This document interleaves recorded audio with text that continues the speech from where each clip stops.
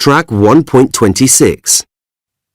A dream holiday turned into a nightmare for an American brother and sister, Dan and Kate Susky. During a fishing trip in the Caribbean, their boat sank. The weather wasn't brilliant that day, but Dan had caught a huge fish. He was trying to pull it onto the boat when the captain realized water was coming into the cabin.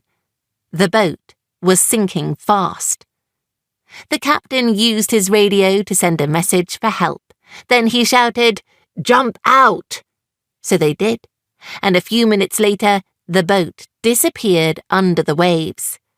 They were about 15 kilometers from land. The captain said that help was coming.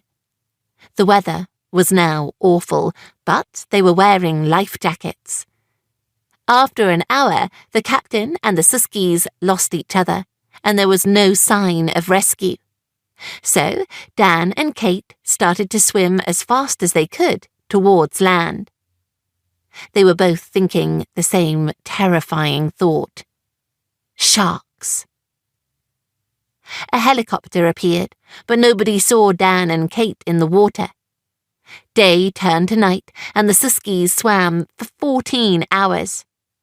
Finally, they saw some cliffs. They were near land. But they couldn't get out of the water here. There were dangerous, sharp rocks. By now, they were exhausted. Eventually, they reached a sandy beach.